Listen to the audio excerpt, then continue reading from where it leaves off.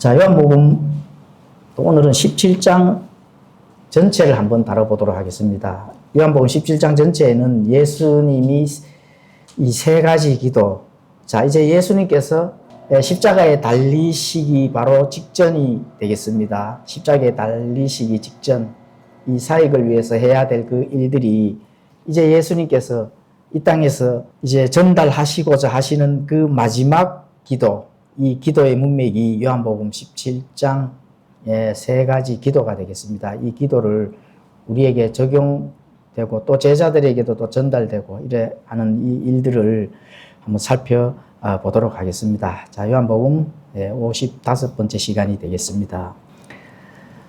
자, 요한복음 17장 1절에서 5절까지만 한번 읽고 문맥을 해석을 해 보도록 하겠습니다. 17장 1절에서는 예수님께서 이 말씀들을 하시고 눈을 들어 하늘을 향해 이르시되 아버지여 때가 왔으니 아버지의 아들을 영광스럽게 하사 아버지의 아들도 아버지를 영광스럽게 하도록 하옵소서. 아버지께서 그에게 모든 육체를 다스리는 권능을 주셨으니 이것은 그가 아버지께서 그에게 주신 모든 자들에게 영원한 생명을 주게 하려 하심이니이다. 영생은 이것이니 곧 그들이 유일하신 참 하나님인 아버지와 아버지께서 보내신 자 예수 그리스도를 아는 것이니이다.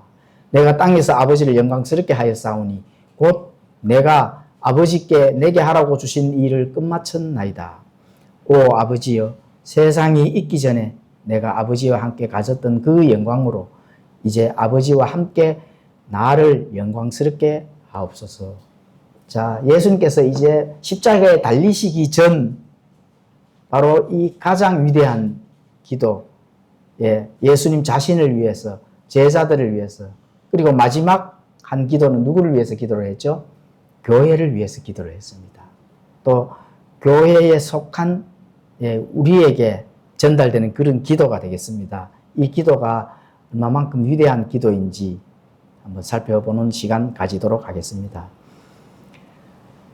자, 예수님이 하나님의 아들이시잖아요.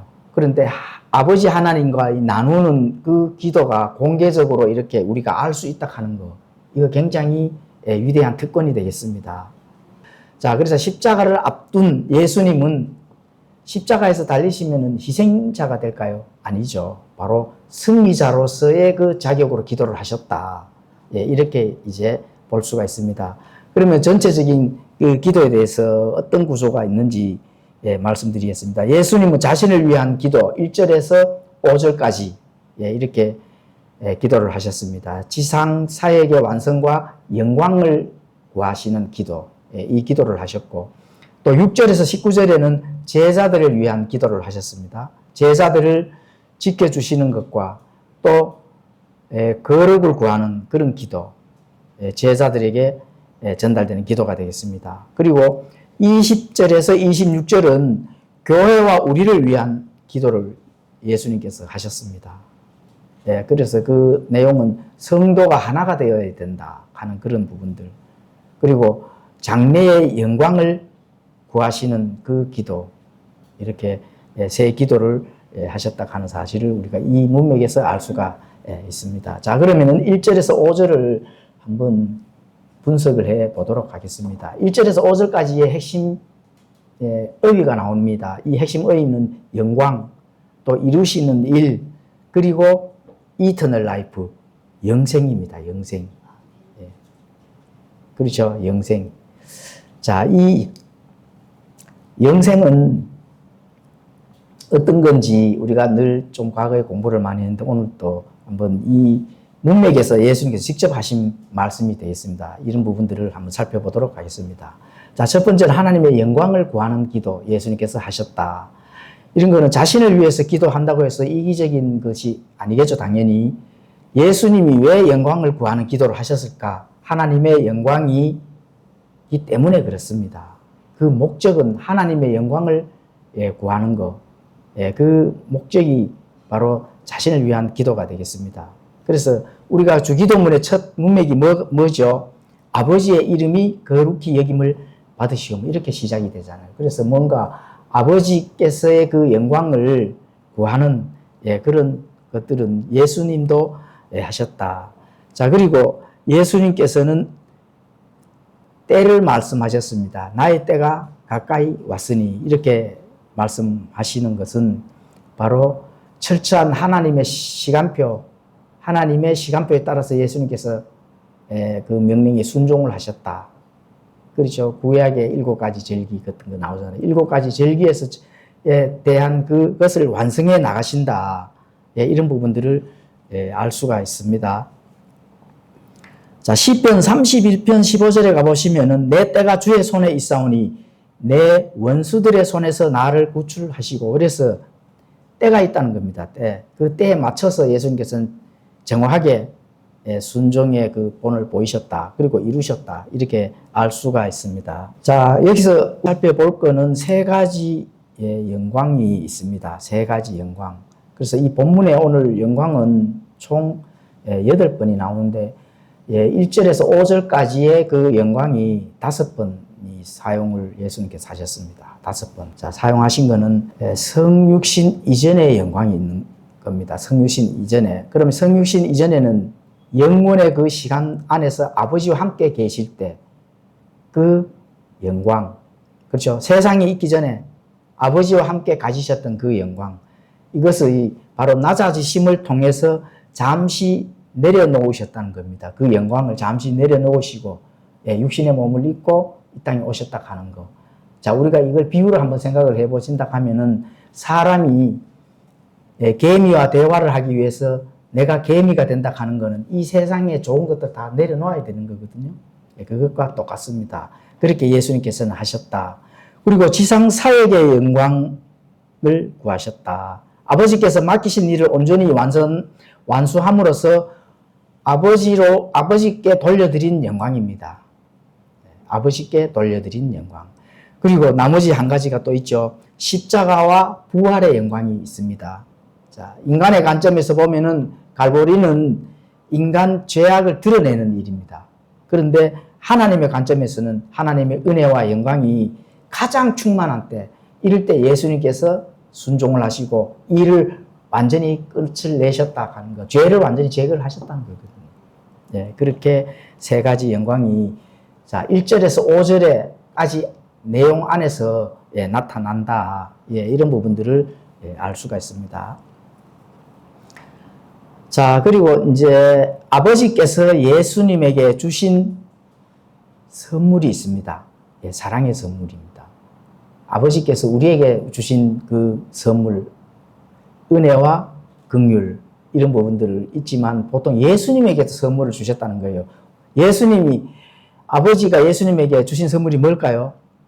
바로 성도입니다. 성도. 신부라는 겁니다. 신부. 그 선물을 예수님에게 직접 주셨다는 거예요. 그래서 바로 아버지께서 아들에게 주신 사랑의 선물을 7번이나 묘사하는 내용이 이 본문에서 나옵니다. 보통 흔히 아버지께서 신자들에게만 주신 선물만 알고 있는데 아니죠. 예수님에게도 선물을 주셨다. 자, 17장 2절부터 24절 안에 보면은 그 내용이 나옵니다. 자, 2절에는 아버지께서 예수님에게 주신 모든 자들에게 영원한 생명을 주게 하려 하시다. 예수님에게 그 권위를 넘겨준 게 뭐죠? 영원한 생명이라는 겁니다. 그리고 6절에 보시면은 아버지께서 세상 가운데서 내게 주신 사람들에게 아버지의 이름을 나타내었느니라. 이런 부분들. 그렇죠?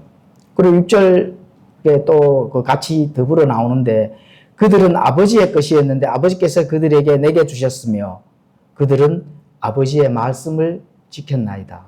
이런 부분들을 지금 예수님께서 고백하는 것으로 봅니다. 자, 9절에 또 가보시면은 아버지께서 내게 주신 자들을 위해 기도하오니, 지금 아버지께서 내게 주신 자라고 계속 하거든요. 그 누구예요? 그런 주셨는 게 성도라는 겁니다. 그들은 아버지의 것이니이다. 아버지의 소유인데 예수님이 선물로 받았다는 거죠. 그렇죠? 자, 11절에도 아버지께서 내게 주신 자들 우리와 같이 그들도 하나가 되게 하옵소서, 이렇게 기도를 하십니다. 12절에도 아버지께서 내게 주신 자들을 지켰고 멸망의 아들 외에는 그들 중 하나도 잃어버리지 아니하였다. 예수님께서 또 이렇게 아버지께 기도하신 걸 우리가 중간에서 들을 수가 있는 겁니다. 또 24절에는 아버지께서 내게 주신 자들 나의 영광을 그들이 보게 하옵소서. 그렇죠. 자, 아버지께서 예수님에게 주신 선물 성도들도 영광을 나와 함께 보게 해달라 하는 그런 기도를 지금 하고 있습니다. 정말 참 멋진 기도가 되겠습니다. 그래서 이런 부분 선물, 신부, 성도, 아버지가 직접 예수님에게 주신 선물인데, 자, 히브리서 12장 2절에 가보시면은 우리 믿음의 창시자요 완성자이신 예수님을 바라보자. 그분께서는 자기 앞에 놓인 기쁨으로 인해 수치를 멸시하시며 십자가를 견디셨고 하나님의 왕자 오른쪽에 앉혀지셨느니라. 자, 자기 앞에 놓인 기쁨이 뭘까요? 그걸로 수치를 멸시하고 십자가를 견디셨다 하잖아요. 신부입니다, 신부. 십자가를 손과 발에 못을 박혀서 고통이 있고 하지만 견디셨는 것은 뭘까요? 바로 아버지께서 예수님에게 신부를 선물로 주셨기 때문에 그렇습니다. 그래서 그게 그 의미를 뭔 의미로 사용했을까요? 기쁨으로 사용을 하셨다. 그래서 십자가에 달리셨을 때 슬퍼했을까요? 기뻐했을까요? 기뻐했다는 겁니다. 그렇죠? 자, 그러면 우리 지금 17장 본문에는 영생 이터널 라이프의 이 의미를 지금 사용을 하고 지금 기록이 되어 있습니다. 자, 영생, 자, 영원한 생명. 자, 이 영생의 정의가 뭘까요? 그냥 단순히 오래 사는 걸까요? 아닙니다. 영생은 하나님을 개인적으로 아는 것이 영생이다. 그렇죠? 그 3절에는 이렇게 기록을 지금 하고 있잖아요. 영생은 이것이니 곧 그들이 유일하신 참 하나님인 아버지와 아버지께서 보내신 자 예수 그리스도를 아는 것이다. 이렇게 된 거예요. 그러면은 영생은 이것이니 예수 그리스도를 믿는 거라 했어요? 아는 거라 했어요? 아는 거라 했죠. 그래서 예수 그리스도를 아는 것이 영생입니다. 물론 순서는 있습니다. 믿고 알아야 되지. 그렇죠. 믿고 알아야 됩니다. 근데 알고만 있으면 그는 지식적인 거가 되겠죠. 자, 그러면 이것을 좀 설명을 잠깐 드리도록 하겠습니다. 지식적으로 하나님을 믿는 것만으로는 구원을 받지 못한다 하는 것. 우리가 구원에 대한 부분들을 항상 공부를 하잖아. 그렇죠.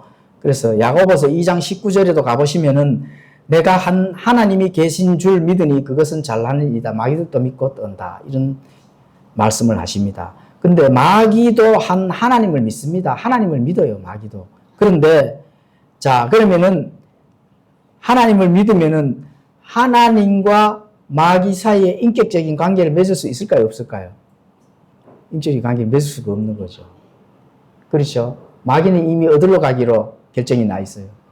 브로스로 가기로 이미 결정이 나 있습니다. 그렇죠? 그럼 마귀는 왜 구원을 못 받을까?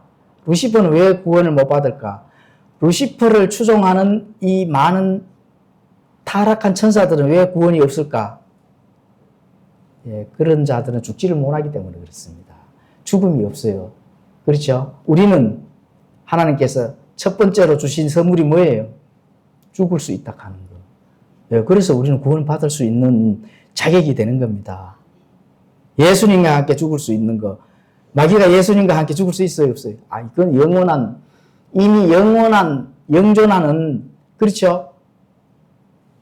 브로스에 갈 수 있는 그런 시간적, 공간적, 그렇죠? 그런 거를 얻었기 때문에 죽을 수가 없는 거 없기 때문에 구원이 없습니다.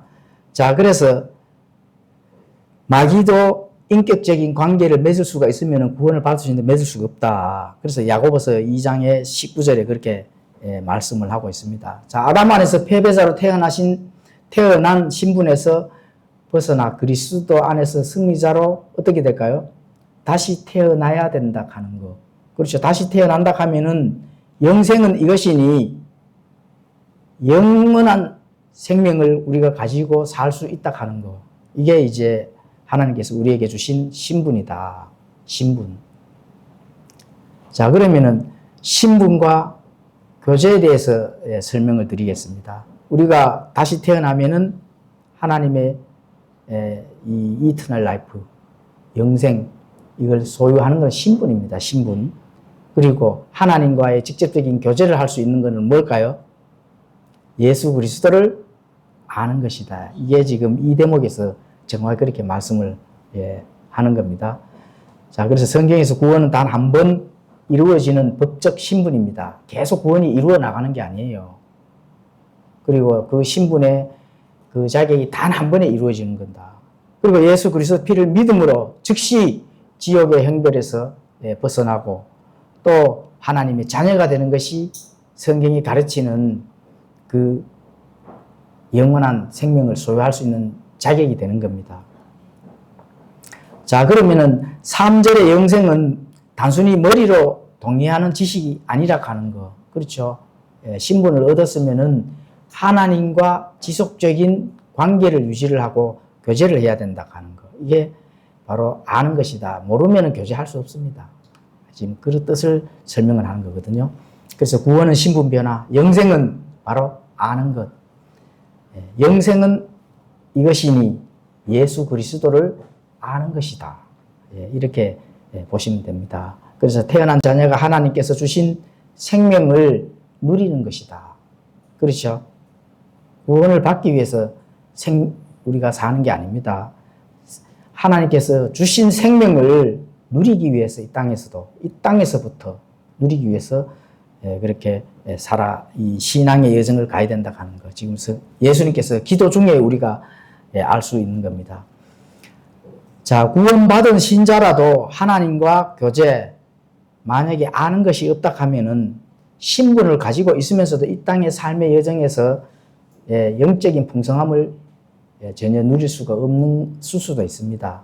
그게 굉장히 중요한 겁니다. 그래서 무기력한 삶을 살 수가 있습니다. 어떻게든 예수님을 내가 믿고 구원을 받은 한 번 태어나는 일이 있지만, 그렇죠? 내가 하나님을 만나고 면대면으로 만났을 때, 그렇죠? 그때까지 영적 풍성함을 누릴 수 있는 그런 삶을 살지 못하고 무기력하면서 끝날 수 있다. 이런 것을 지금 예수님께서 그대로 우리에게 지금 나타내주고 있는 겁니다. 그래서 야고보서 2장 19절에 마귀도 믿지만 하나님과의 인격관계를 맺지 못하기 때문에 구원은 마귀들은 받을 수가 없는 것이죠. 그래서 지식적 동의에 그치는 믿음이 아니라 하는 거, 이제 야고보서에서 나타내주고 있는 겁니다.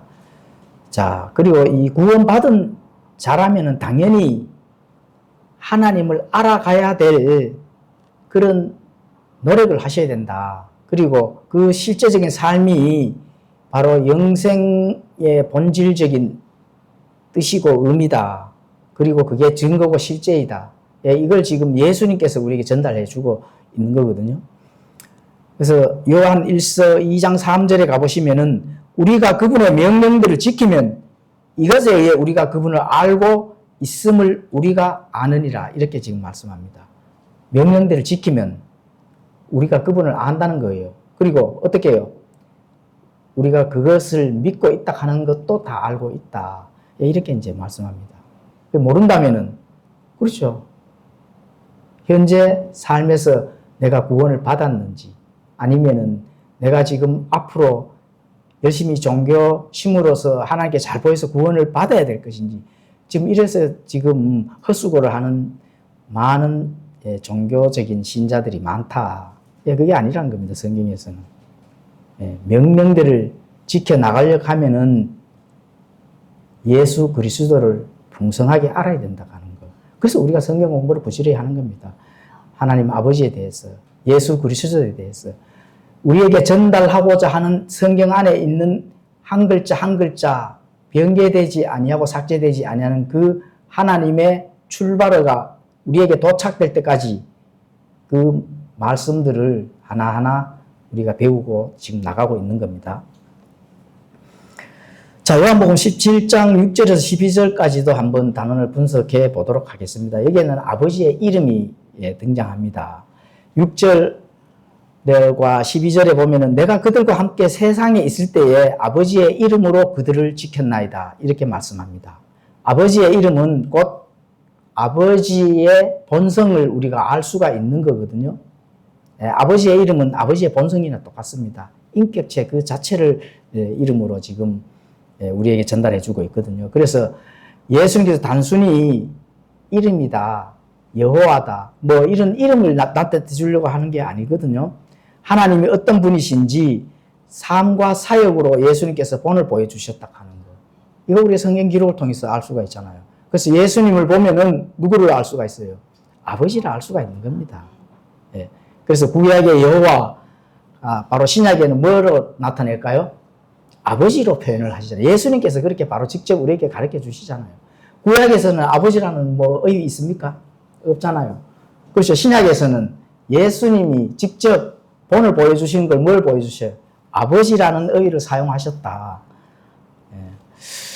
그래서 구약의 유대인들은 하나님을 스스로 계신 자, 위대한 영종자, 예호바, 뭐 이렇게 출애굽기 3장 14절 I am that I am 이렇게 두려운 하나님의 그 두려움의 그 이름, 이런 부분들을 알고 있었지만 예수님께서는 어떻게 돼요? 그 I am을 직접 가지고 오셔서 제자들에게 실제적인 양식이자 생명으로 뭐를 나타내 주셨어요? 아버지로 나타내 주셨다 하는 거.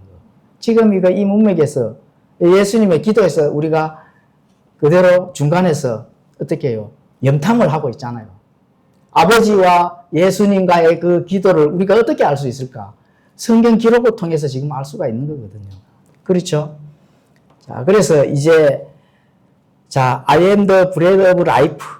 그렇죠? 요한복음 6장 35절. 나는 생명의 빵이다. I am the light of the world.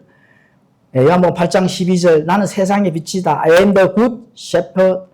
요한복음 10장 11절. 나는 선한 목자다. 이런 부분들을 봤을 때 아버지의 그 본성을 어떻게 돼가요? 예수님을 보면서 알 수가 있다는 겁니다. 그래서 파더라는 단어는 요한복음 13장에서 17장에서 한 53회 정도나 그만큼 많이 나옵니다. 그 아버지, 우리가 기도할 때 아버지라고 부르잖아요. 아버지 하고 우리의 필요를 아버지께 직접 구하잖아요. 그런 부분들을 누가 본을 보여주셨다고요? 예수님께서 보여주셨다. 구약에서는 감히 상상할 수 없는 그런 일들이죠. 그래서 신약의 경륜, 바로 성도들이 누리는 가장 친밀한 영적 신분과 아버지의 관계를 예수님께서 이 기도를 통해서 우리가 그것을 알 수가 있다 하는 거. 이 세 가지 기도가 얼마나 중요합니까? 그렇죠? 자, 11절에서 12절은 성도의 구원, 영원한 안전보장을 예수님께서 또 기도해 주셨다. 구원을 잃어버릴 수 없는 은혜의 교리, 이것을 예수님께 직접 기도로서 나타내 주셨다 하는 것. 아버지께서 내게 주신 자들을 내가 지켰고 멸망의 아들 외에는 그들 중 하나도 잃어버리지 아니하였으니 이것은 성경 기록이 성취되게 하려 함이니이다. 그렇죠? 예수님께서 육신을 입고 계실 때 제자들을 완전히 지키셨습니다. 멸망의 아들 하나 외에는 다 지키셨다는 겁니다. 그리고 또 지금 하늘의 우편에 앉으시고 또 중보하시고 또 영광 받으신 이 삼위일체 하나님, 우리를 지켜주시고 끝까지 인도하여 주시고 보호해 주신 건 당연하다. 그렇죠? 예수님께서 잃어버린 자가 있어요, 없어요? 없다고 지금 고백을 하시잖아요. 멸망자 외에는 잃어버린 것이 하나도 없다. 그 완전 무결한 일입니다. 구원을 잃어버린다 하는 지금 계획주의가 겁을 주는 목사들이 얼마나 많아요. 그렇죠? 신앙생활 잘못하고 주일 성수 안 하고 11조 안 하고 너 믿음 부족하네 구원 잃어버려. 이런 경우 얼마나 많아요. 예수님의 하나님 말씀하고 충돌이 일으키는 일 맞죠? 아버지께서 아들에게 주신 사랑의 선물은 바로 성도다. 그렇죠? 아버지께서 예수님에게 주신 이 선물을 예수님이 잃어버렸다 하면 어떻게 될까요? 당연히 안 되죠.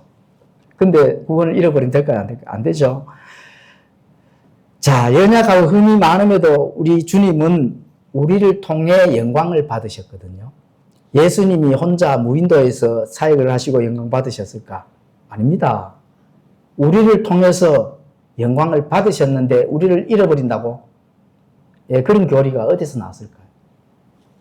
있을 수가 없는 일입니다. 만일 구원받은 성도 중 단 한 명이라도 끝내 하나님의 왕국에 들어가지 못하고 도중에 잃어버린 바 된다면 그것은 하나님의 영광과 명예의 치명적인 오점이 됩니다. 그렇죠? 끝까지 견인하는 갈빈 교리가 아닙니다. 성도의 견인, 그거하고는 다르다. 자, 그래서 하나님은 시작하신 일은 오류 없이 마지막까지 마친다 하는 거. 이거는 하나님의 성품이요, 본성입니다.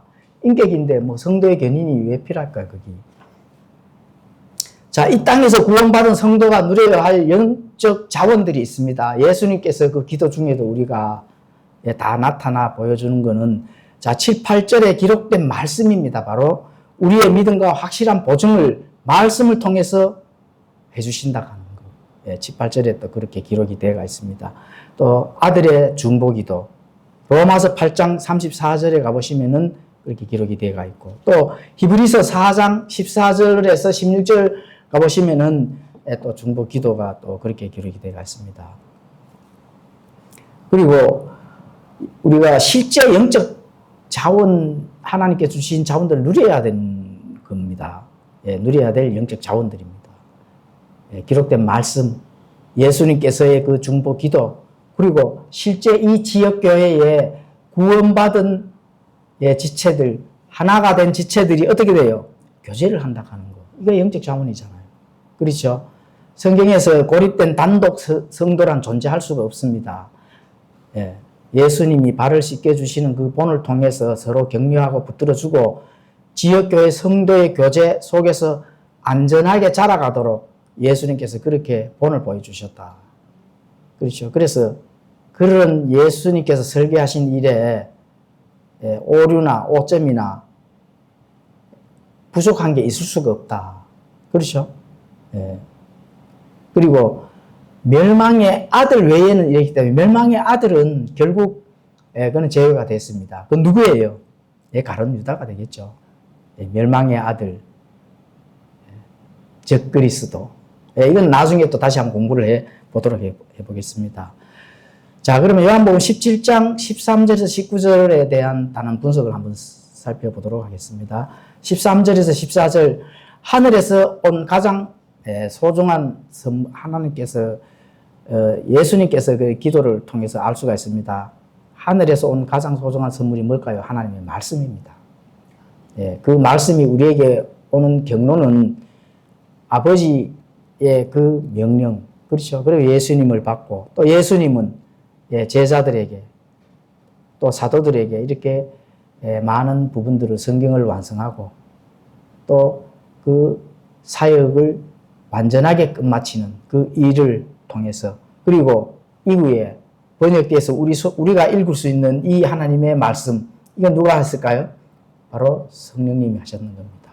디모데 후서 3장 16절, 베드로서 1장 20절, 21절에 가보시면은 바로 성령님의 영감을 통해서 우리에게 이 성경 기록을 1.1획도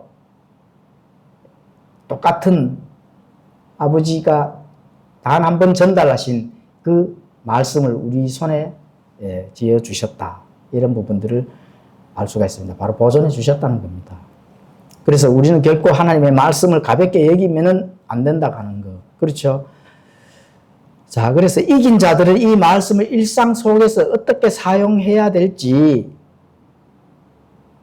잘 안다는 겁니다. 왜냐하면 말씀을 변개하고 이렇게 하면은 하나님의 생명책에서 그 이름을 지워버린다 했기 때문에. 그렇죠? 우리가 지난 생명책에 대해서 잠깐 설명을 드리겠습니다. 생명책은 이름이 지워지는 그런 내용을 기록이 되어 있는 것은 생명책의 이 책 종류가 두 가지입니다. 생명책이 있고 어린 양의 생명책이 있습니다. 생명책은 아이가 태어나면 바로 이름이 올라가죠. 그리고 예수 그리스도 믿지 않는 자들은 그 생명책에서 이름이 지어지고 믿는 자들은 그 생명책에 이름이 남습니다. 그리고 어린 양의 생명책이 있습니다. 구원받았다 하면 다시 거기에는 기록이 돼가지고 그거는 어린 양의 생명책은 이름이 지어진다 하는 내용을 사용을 하지 않습니다. 그냥 어린 양의 생명책입니다. 그 두 종류가 되겠죠. 그리스도 심판석에서 심판을 받는 그리스도인들이 되겠고 또 구약의 성도들은 그리스도 심판석에 반열에 올라가지 못합니다. 그냥 어린 양은 같습니다.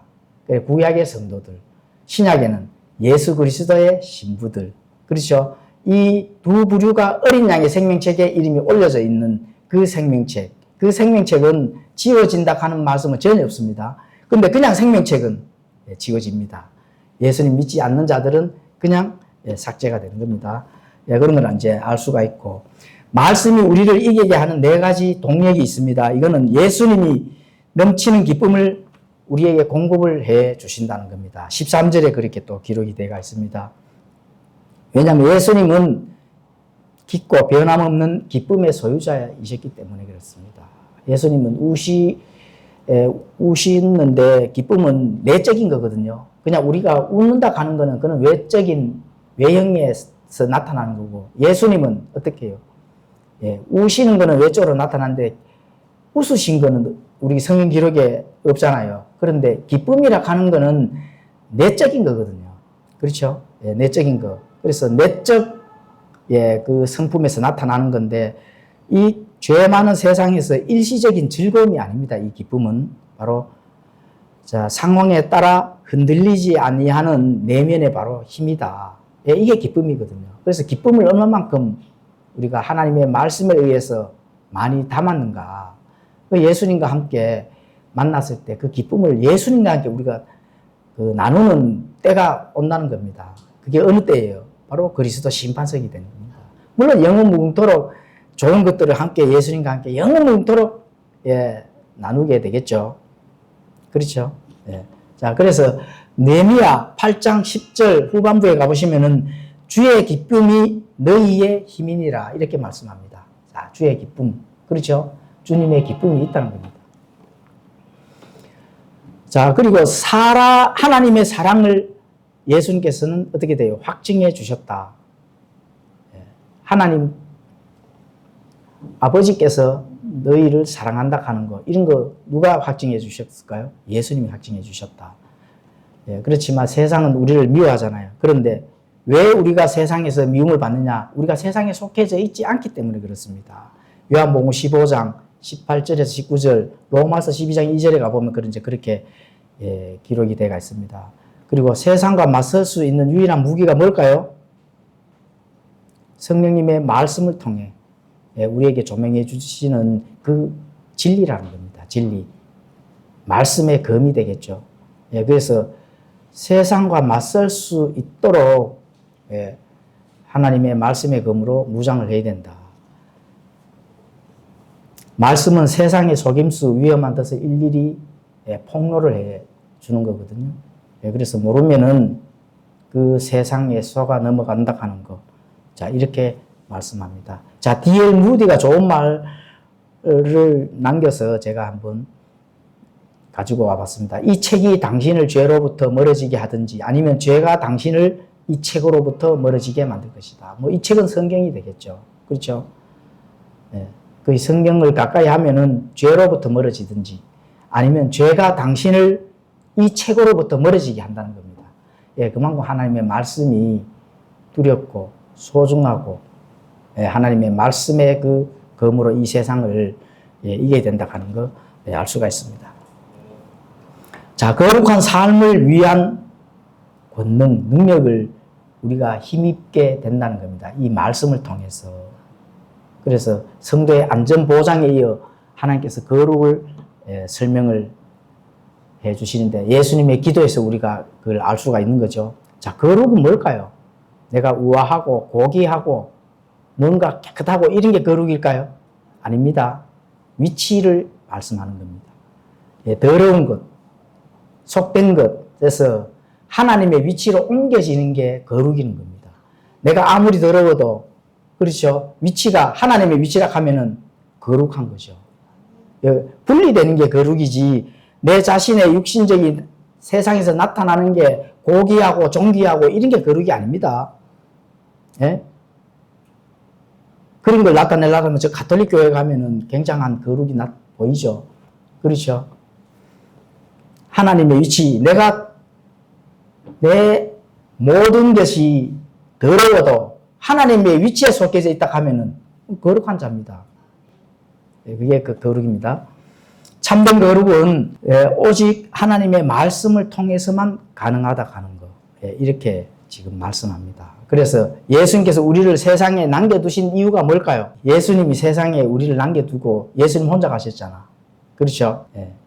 물론 아버지 집으로 가셔서 처소를 마련한 뒤에 다시 와서 너희를 데리러 와서 아버지와 함께 영원히 살겠다고 약속은 하셨습니다.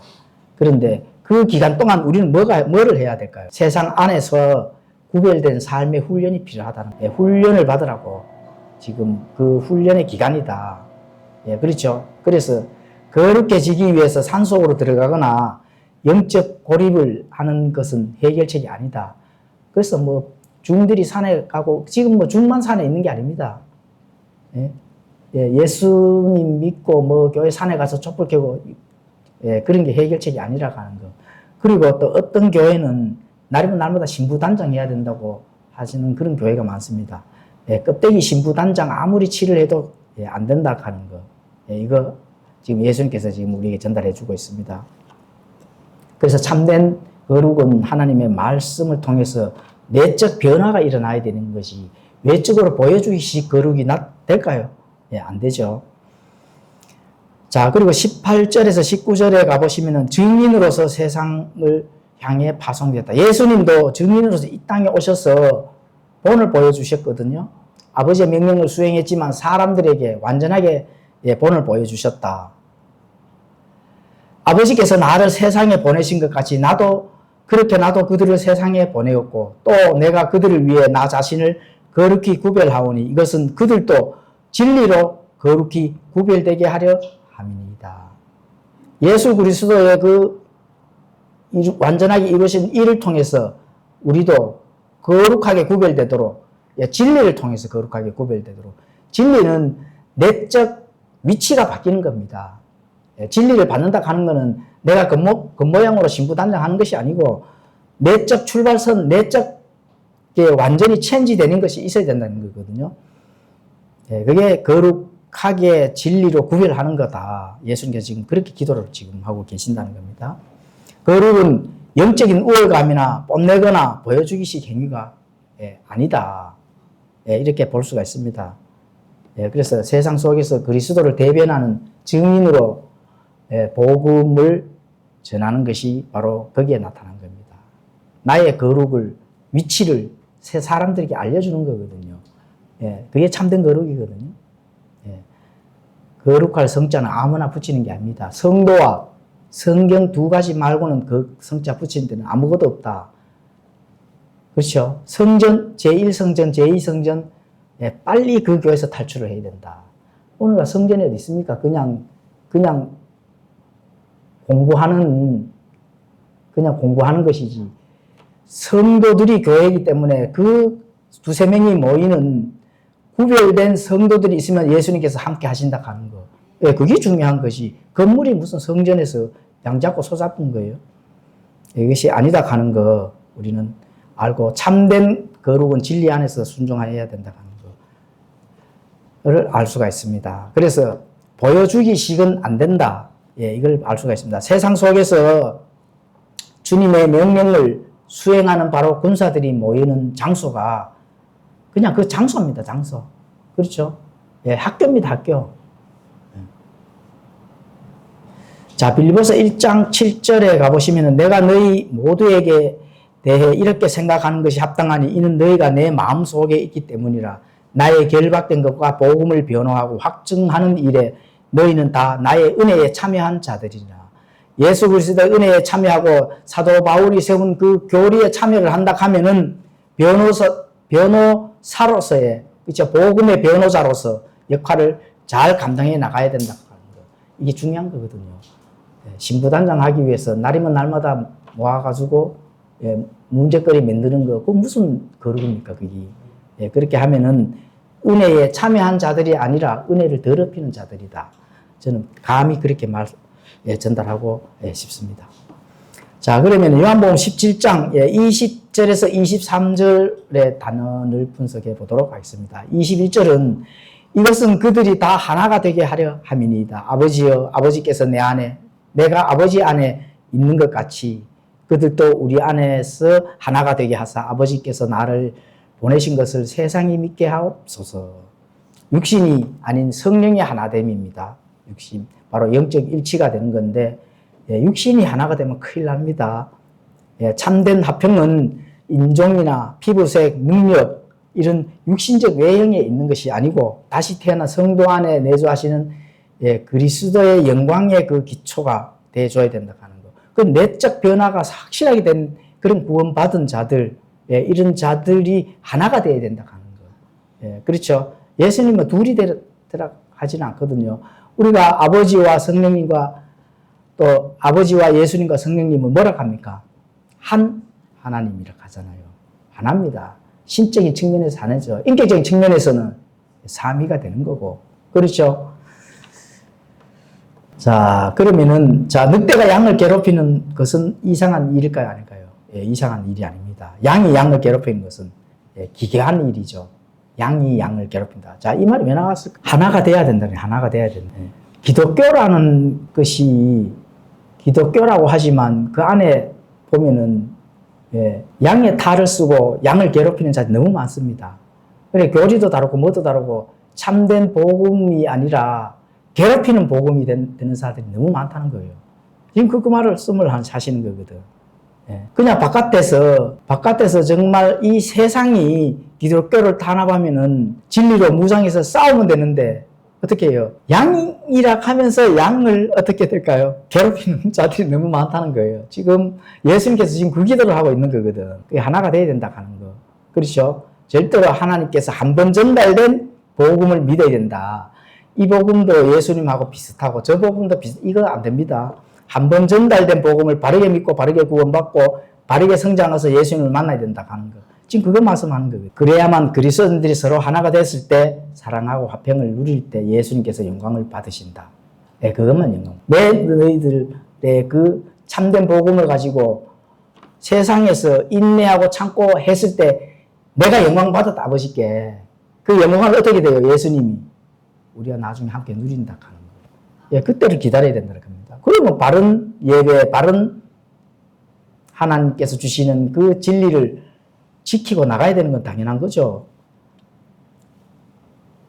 그리스도인들이 삼위일체 하나님이 하나가 되듯이 하나가 된다 하는 그 기도를 예수님께서 하신 이유가 바로 거기에 있거든요. 아버지께서 아들을 보내셨다는 진리를 바로 그때서야 세상이 믿는다 하는 거. 바르게 믿어야 세상이 손을 들고, 그렇죠. 누구라도 그것은 맞다 하는 거. 부인하지 못할 정도로 그렇게 해 나가야 된다 하는 거. 그렇죠. 그런데 세상 속에서 양을 괴롭히는데 세상이 믿겠어요? 요즘 전도 됩니까? 안 되잖아요. 전도하려고 하면은, 어느 교회 목사가 이렇게 해서 아주 상태 안 좋은 거 다 나열해서 쭉 나오면은 할 말이 없잖아요. 그거 괴롭히는 거거든. 그렇죠? 그러면 세상은 복음을 거부하고 기독교를 완전히, 뭘로 볼까요? 물복음으로 보는 거죠. 물복음.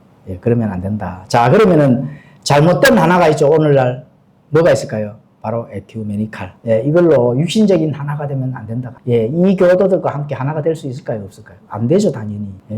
자, 천국의 확신을 주는 세 가지의 기둥, 또 기둥에 대해서 예수님께서 또 기도하시면서 나타내 주셨습니다. 자, 24절에 가보시면 아버지여 원하건대 아버지께서 내게 주신 자들도 내가 있는 곳에 나와 함께 있게 하사. 이렇게 됐거든요. 예수님의 뭘까요? 내게 주신 자들도 내가 있는 곳에 나와 함께 있도록 해 주십시오. 이렇게 기도를 하는 겁니다. 자, 예수님이 십자가에서 쏟으신 피의 대가, 바로 대신 속죄가 되겠습니다. 저 신부들을 위해서 내가 죽겠습니다. 이렇게 하는 거거든요. 가장 중요한, 가장 기독교에서 핵심적인 교리와 진리가 되겠습니다. 자, 하나님께서 우리를 진노에 이르도록 정하지 아니하셨다. 데살로니가전서 5장 9절에서 10절 가보시면 그렇게 기록이 되어 있습니다. 우리 주 예수 그리스도에 의해 구원을 얻도록 정하셨거든요.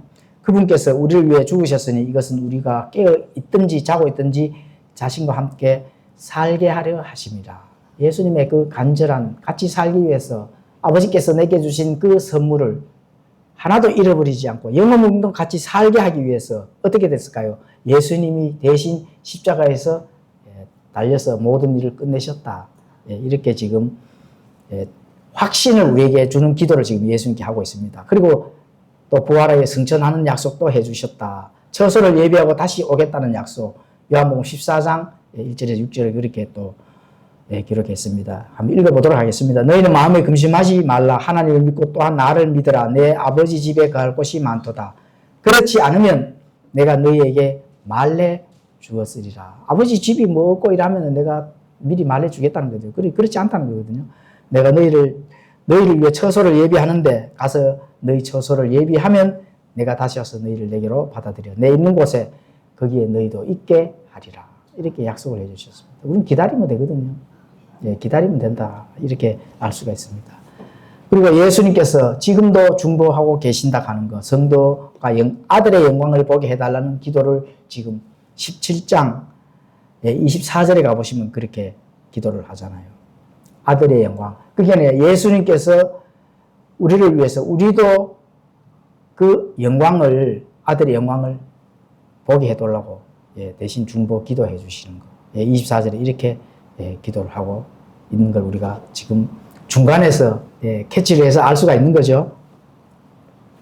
자, 25절, 26절 또 다른 분석해 보겠습니다. 아버지께서 나를 사랑하실 때 보여주신 그 사랑이 그들 안에 있게 하며 나도 그들 안에 있게 하려 함이니이다 하시니라. 자, 세상은 아버지를 알지 못하는데 아들을 통해 아버지를 알 수 있다. 조금 전에 이제 언급했죠. 그래서 예수님은 교회 안에서 진리와 사랑이 어떻게 동행해야 하는지 그걸 지금 전달해 주시고 있는 거거든요. 무조건 사랑만 외치면 안 된다 하는 거. 진리 안에서 사랑을 해야 되고. 또 사랑과 그렇죠. 거룩을 내가 선택을 해야 된다 하면은 사랑을 버리고 거룩을 선택해야 됩니다. 진리를 선택해야 된다. 사랑은 누구라도 위선이 될 수가 있는 거거든요. 그래서 하나님께서는 사랑과 거룩을 선택해야 될 때 거룩을 선택해야 된다. 이렇게 말씀합니다. 그래서 진리 안에서 항상 그것을 들여다봐야 된다 하는 것.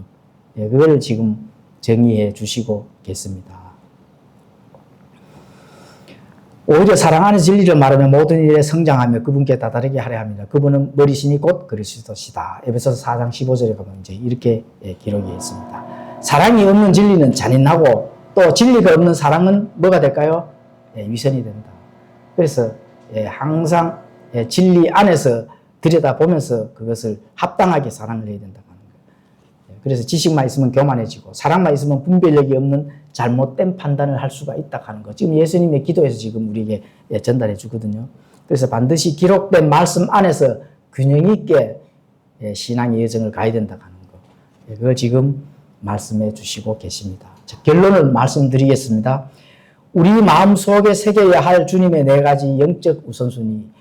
자, 주님의 이 3가지 기도에서 우리가 이런 부분들을 찾아볼 수가 있습니다.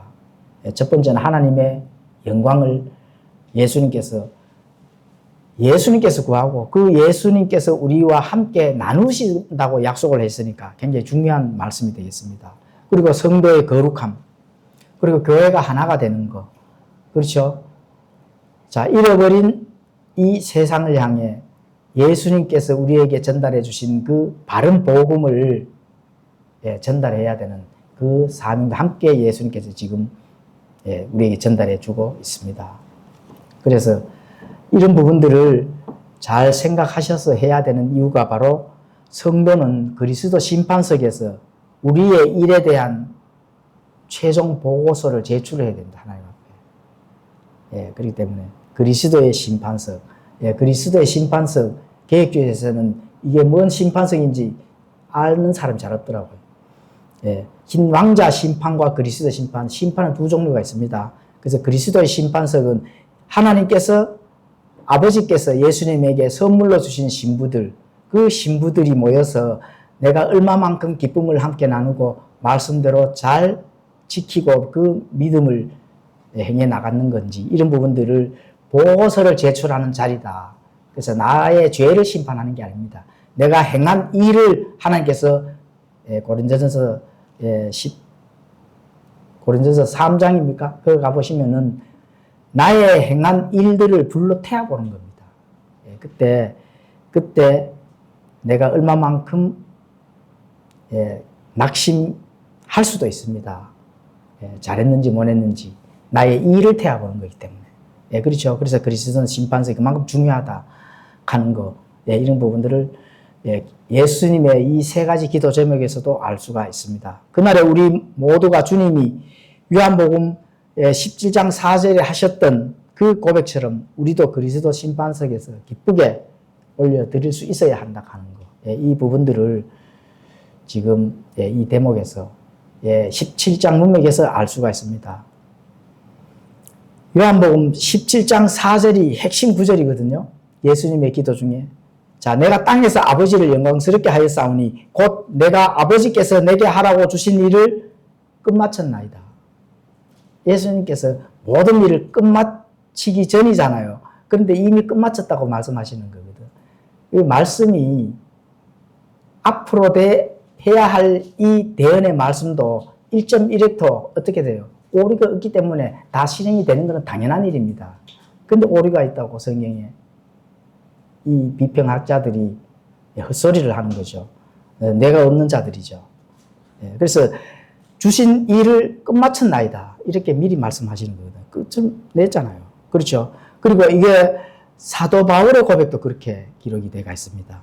디모데후서 4장 7절에서 8절 내가 선한 싸움을 싸우고 나의 달려갈 길을 끝마치고 믿음을 지켰으므로 이후로는 나를 위해 의의 왕관이 예비되어 있나니 곧 주 곧 의로우신 심판자께서 그날에 그것을 내게 주실 것이요 내게만 아니라 그분의 나타나심을 사랑하는 모든 자들에게도 주시리라. 그렇죠. 나의 달려갈 길을 끝마치고 믿음을 지킨 이 사도 바울의 고백이 또 그분의 나타나심을 사랑하는 모든 자들에게도 주신다는 이 약속이 바로 우리의 고백이 되었으면 합니다. 기도하고 마치겠습니다. 하나님 아버지